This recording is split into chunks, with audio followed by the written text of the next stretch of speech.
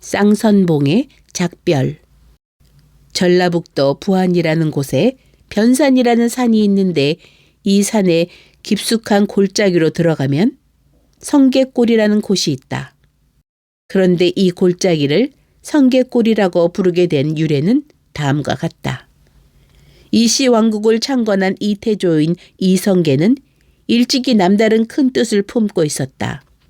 그리하여 그는 젊은 시절에 전국을 돌아다니며 지리와 풍습을 익히는 등 무사 수행에 나섰던 것이다. 이렇듯 팔도강산을 두루 편답하던 이성계는 전라북도 부안에 발을 들여놓게 되었다. 그는 변산의 수려함에 끌려 그곳에 마음을 두게 되었다. 그래서 이성계는 이 복례산에서 잠시 머물며 있으면서 문과 무의 수련을 쌓기로 결심하게 이르렀다. 그가 자리를 정한 곳은 지금 성계골이라 불리우고 있는 골짜기였다. 그는 이 골짜기에 암자를 하나 짓고 그곳에서 혼자 밥을 지어 먹으며 글을 읽고 무예를 단련하며 날을 보내고 있었다. 이러던 어느 날이었다.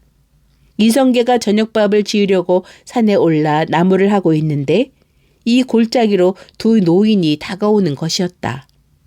그 노인들은 이성계를 보자 여보, 젊은이, 목이 말라 그러니 냉수가 있거든 좀 마시게 해주구려 하는 것이다.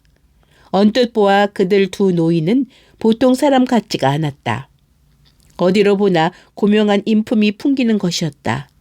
그래서 이성계는 공손한 어조로 여기에 셈이 없으니 저희 암자로 가시면 냉수를 대접해 드리겠습니다. 하고 그 두 노인을 자기 암자까지 인도해 왔다. 그리고 냉수는 물론 밥까지 지어 잘 대접했던 것이다. 이 깊은 산골짜기에 어떻게 오셨습니까? 하고 이성계가 묻자 우리는 별로 할 일도 없고 하여 유산객으로 떠돌아다니는 사람인데 마침 이곳을 지나다 신세를 지게 되었구려. 두 노인 가운데 한 노인이 이렇게 대답하였다. 이성계는 그 노인과 한자리에 앉아 여러 가지 학문에 대한 이야기도 듣고 또 의심나는 글을 물었다. 그 노인들은 이성계가 묻는 글을 하나도 막힘없이 속이 후련하도록 일러주는 것이었다. 뿐만 아니라 무예에 대해서도 아주 조예가 있었다. 이성계는 짐작 않는 바는 아니지만 문매 통달한 그들에게 다시 놀라지 않을 수 없었다. 그는 속으로 쾌재를 불렀다. 아직까지 팔도광산을 편력했어도 선생다운 스승을 발견하지 못해 저기 초조하던 터였는데 이곳에서 우연히 스승을 대하게 됨을 너무나 기뻐 그는 자리에서 일어나 큰절을 하는 것이었다. 그리고 이성계는 꿇어앉으며 두 선생님께 꼭 드리고 싶은 소총이 있어온데 물리치지 마십시오. 하자 그들은 무슨 말인지 어서 말해보. 하고 재촉하는 것이었다. 이성계는 잠시 동안 마음을 진정시키더니 정중한 어조로 이렇게 두 분 선배님을 모시게 되니 자꾸만 욕심이 납니다. 앞으로 두 분 선배님을 스승으로 모시고 저희 미숙함에 가르치심을 받고 싶사옵니다. 하였다. 그러자 두 노인은 우리는 별로 배운 것도 없는 터에 더군다나 그대처럼 큰 뜻을 가진 사람을 가르칠 만한 그릇이 되지 못하니 더 고명하신 스승을 찾도록 하시오. 하고 사양하는 것이었다. 그러나 이성계는 자기의 뜻을 굽히지 않고 그러시면 제 소총을 물리치시겠다는 말씀이군요. 참으로 실망이 옵니다. 하고 아쉬운 표정을 짓자 그럼 우리가 다른 선생을 청구해 드리기로 하면 어떻겠소? 하고 이성계의 뜻을 타진하는 것이었다. 저는 분명히 두 분을 선생님으로 모실 것을 원했습니다.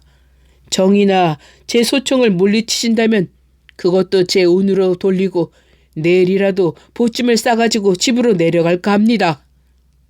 이렇게 강경이 말하자 그때야 두 노인은 서로 바라보고 고개를 끄덕끄덕 하더니 그대의 소청이 정이나 그렇다면 어찌 물리칠 수 있으리요.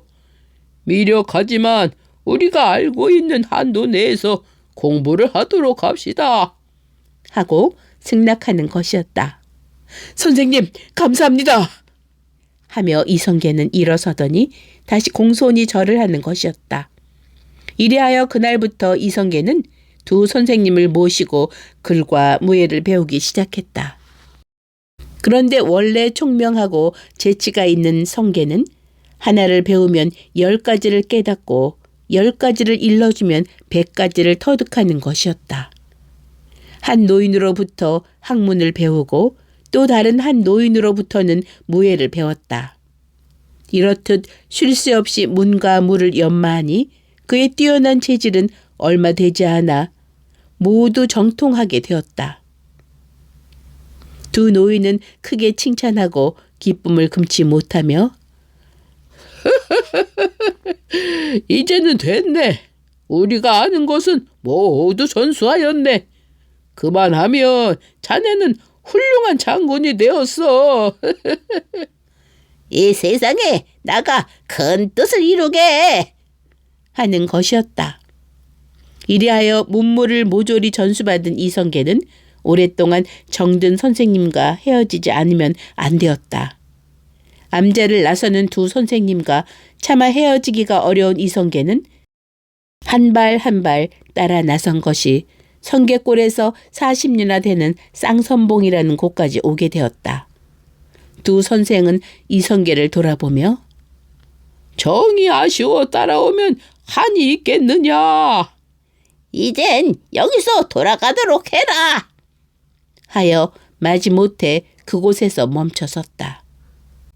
그럼 두 분 선생님, 부디 안녕히 가십시오. 하고 헤어져 몇 걸음 걷다 돌아다 보니 어느새 두 노인의 자취는 온데간데가 없었다. 이런 일이 있은 뒤부터 이성계와 선생이 헤어진 이 봉우리를 쌍선봉이라고 부르게 되었다고 한다. 이처럼 성계골에서 무예를 수업하고 세상에 나온 태조는 그의 뛰어난 재주를 과시하였다. 그 이해로 운봉 싸움에서 아지발도의 투구꾼을 쏘아 맞힌 것이 그것이며 또한 홍원 싸움에서 호장의 입을 쏘아 죽인 것 등으로 그는 활의 명인으로 이름을 드날리게 되었다. 성계골에는 또한 성계폭포라는 큰 폭포수가 떨어지고 있는데 지금도 그 폭포 위에는 태조가 앉아있던 반석이 그대로 남아있으며 그곳에서 동쪽으로 바라보이는 곳에 석벽이 있는데 거기에는 태조가 무예 수업을 할 때 활을 쏘든 곳으로 지금도 화살 자국이 남아있어 옛날의 상황을 말해주는 듯하다.